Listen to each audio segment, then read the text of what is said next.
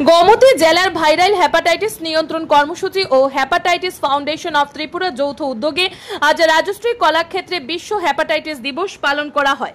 এই অনুষ্ঠানে ছোট্ট চারাগাছে জল দিয়ে উদ্বোধন করেন অর্থমন্ত্রী, তথ্য প্রযুক্তি, পরিকল্পনা ও সমন্বয় মন্ত্রী প্রণজিৎ সিংহ রায়, গোমতী জেলা পরিষদের সভাধিপতি দেবুল দেবরায়, উদয়পুর পৌর পরিষদের চেয়ারম্যান শীতল চন্দ্র মজুমদার, জেলা শাসক IS রিঙ্কু লাদার, গোমতী জেলার chief medical officer doctor Kamal Reang, hepatitis foundation of ত্রিপুরার প্রতিষ্ঠাতা সভাপতি ডক্টর প্রদীপ ভৌমিক সহ আরও অনেকে।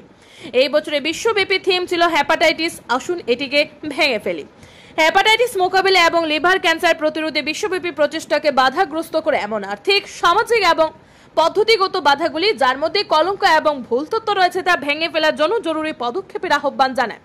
আজ নেতাজি সুভাষচন্দ্র মহাবিদ্যালয়, GNB কলেজ, গোমতী জেলার পলিটেকনিক, খিলপাড়া অনাথ আশ্রমে আবাসিকরা, GNM ছাত্রছাত্রী সহ NSS, NCC শিক্ষার্থী, বিশেষ করে 16-18 বছর বয়সী স্কুল শিক্ষার্থী, যুব গোষ্ঠী, বিভিন্ন TINGO, ঝুঁকিপূর্ণ শ্রেণীগুলির অংশগ্রহণে এই অনুষ্ঠানটি আরও তাৎপর্যপূর্ণ হয়ে ওঠে।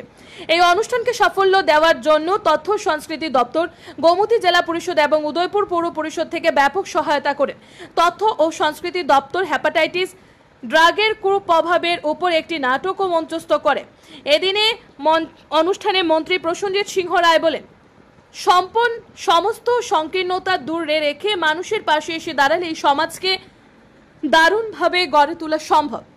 এই কাজে সবার সহযোগিতা প্রয়োজন। হেপাটাইটিসের বিরুদ্ধে লড়াইয়ের অঙ্গীকার নিয়ে হেপাটাইটিস ফাউন্ডেশন যে কাজ করে চলেছে তা অব্যাহত রাখার জন্য সংশ্লিষ্টদের প্রতি তিনি আহ্বান জানিয়েছেন।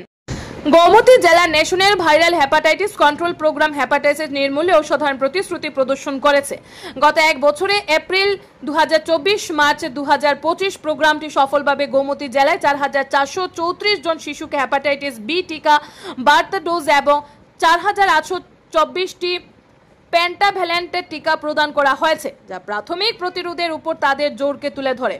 এছাড়াও উচ্চ ঝুঁকিপূর্ণ গোষ্ঠীর গত এক বছর 500 জনের ব্যক্তি হেপাটাইটিস টিকা পেয়েছেন, যা লক্ষ্যভিত্তিক সুরক্ষাকে শক্তিশালী করেছে। প্রোগ্রামটি বছরে দুবার নিয়মিত HCV, HBS, HG এবং HIV পরীক্ষা সহ জনগণকে শিক্ষিত করার জন্য চলমান সচেতনতা প্রচার অভিযানগুলির মাধ্যমে একটি সতর্ক পদ্ধতি বজায় রেখেছে। হেপাটাইটিস ফাউন্ডেশন অফ ত্রিপুরা এই প্রচেষ্টার একটি গুরুত্বপূর্ণ অংশীদার। ফাউন্ডেশন হেপাটাইটিস নিয়ে নিয়মিতভাবে কার্যকর সচেতনতা প্রোগ্রাম পরিচালনা করে, মাদক মুক্ত ত্রিপুরা প্রচার করে এবং অন্যান্য স্বাস্থ্য সম্পর্কিত বিভিন্ন সমস্যা নিয়ে কাজ করে।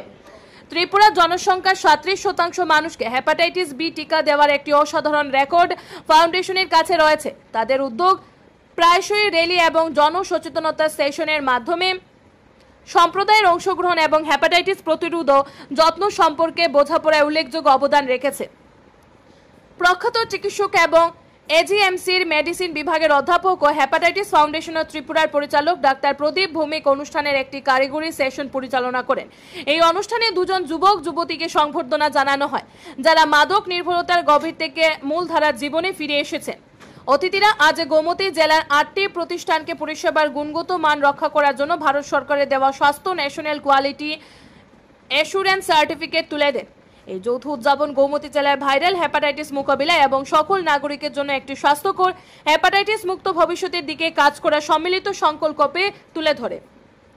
Bureau report, RE Dharmanagar.